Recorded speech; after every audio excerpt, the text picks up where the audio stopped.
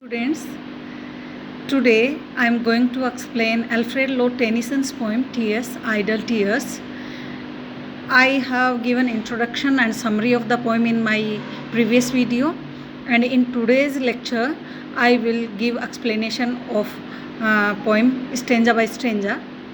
I am Sanju Hazria, Assistant Professor of English at Government College Ratangad. And this poem is included in BA Part 2nd by MGS University Bikaner. So this is our poem, and this poem is taken from The Princess by Alfred Lord Tennyson, and I am explaining first stanza. Stanza 1. Tears, idle tears, I know not what they mean, tears from the depth of some divine despair rise in the heart and gather to the eyes in looking on the happy autumn fields and thinking of the days that are no more. So the poet is thinking about his previous days, about his happy days, and what he feels is explained in this poem. Tears, idle tears. In the first line of this piece, the speaker describes how he feels tears in his eyes. Okay, he is feeling tears in his eyes and he doesn't know why they are there or what has caused them, what is the reason of the tears. This leads to the description of them as being idle tears. So he is calling the tears idle tears. I know not what they means he doesn't know why they are coming in his eyes. It is an emotion that has suddenly overwhelmed him and his brain is yet to catch up to his heart. Tears from the depth of some divine despair, and these tears are coming from the deep of his heart, and the source of this means coming of the tears is divine despair. So the only thing that is clear at this point is that they come from the depth of some divine despair. The poet feels something spiritual building up inside his soul, and it is very close to being divine or godlike. Generally, when something is described as divine, it is angelic, joyful and glorious. This is different though. It is divine despair, and he goes on to describe this feeling as rising in the heart and gathering to the eyes. Means rise in the heart. What is the source of these tears and the divine despair? Divine despair is rising in his heart and gathering to the eyes in the form of tears. In looking on the happy autumn fields, and these tears are coming out when he is looking to the happy autumn fields. So in the last two lines of this stanza, the speaker reveals what has triggered, what is the reason of this divine despair, while also providing the setting. He is looking on the happy autumn fields, but they do not provoke in him a feeling of joy as one might expect. And thinking of the days that are no more. And why the tears are coming and rising from his heart? Because he is thinking about the days that are no more. Means he is thinking about the past days. So rather the fields fill his heart with despair and brings tears to his eyes. He is not sure why this is the case. And the speaker does tell the readers, however, that it is something about the days that are no more that have caused this feeling of despair. So he is thinking about his bygone days, past days, and because of those happy moments, he is feeling despair in his heart because they are no more. So I think you understood it. And now the next stanza, stanza 2. Fresh as the first beam glittering on a sail that brings our friends up from the underworld, sad as the last which reddens over one that sinks with all we love below the words, so sad, so fresh, the days that are no more. So fresh, the memory is very fresh. As the first beam glittering on a sail, when the first sun ray glitters on a sail, on a ship's sail, So in the second stanza, the speaker reveals that the pain he is feeling at this moment of recollection, and it is appearing very fresh to him as the first beam, first sun ray glittering on the sail. That brings our friends up from the underworld. And these memories, these remembrance brings those friends who are now dead. So in the second line, he reveals why he is thinking about lost days causes him such pain, and these past days cause him a great pain. And he claims that these memories bring our friends up from the underworld. Sad as the last which reddens over one that sinks with all we love below the words. And it is very sad because as the last when the sun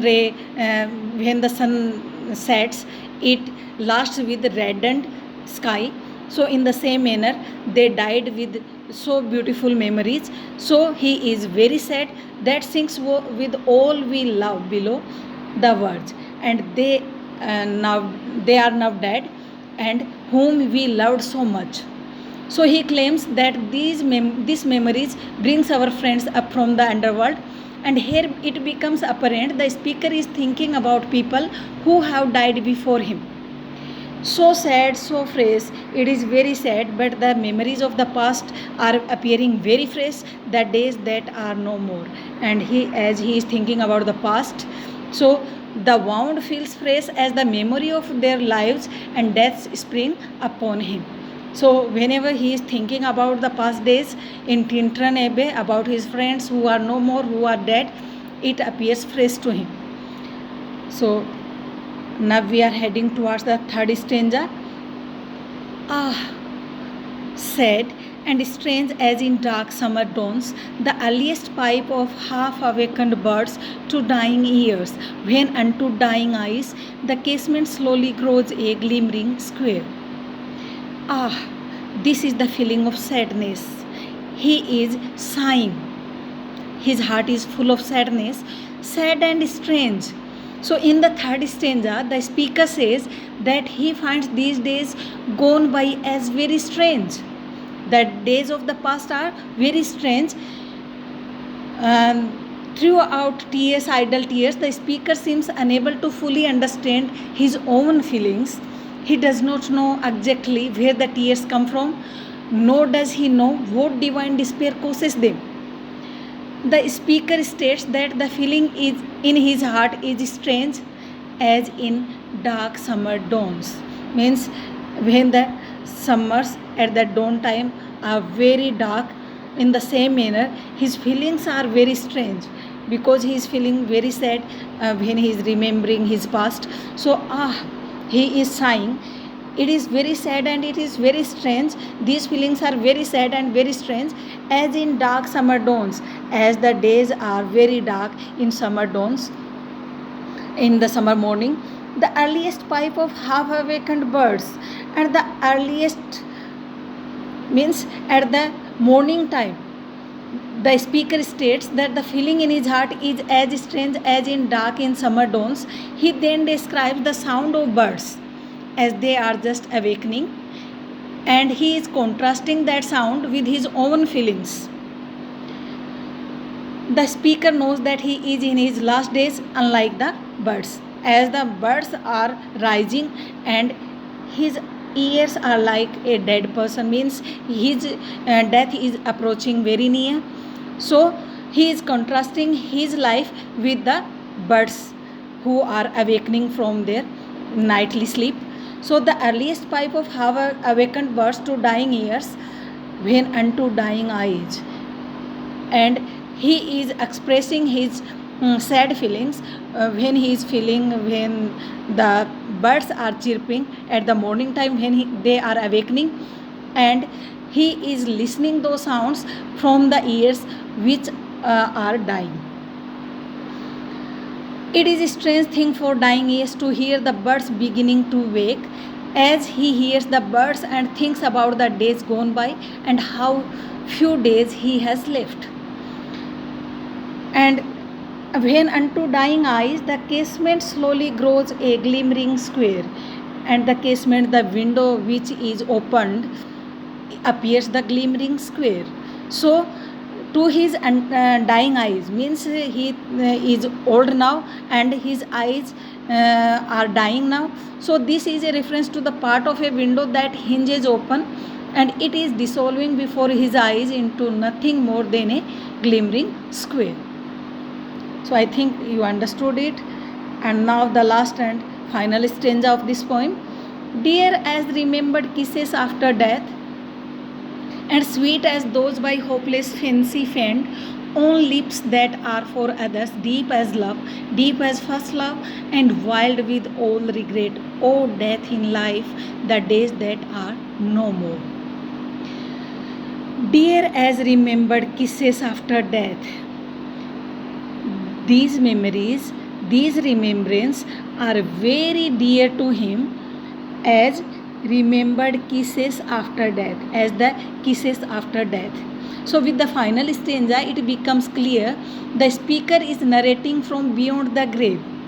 He tells the reader that kisses after death and sweet and dear, they are very sweet and dear.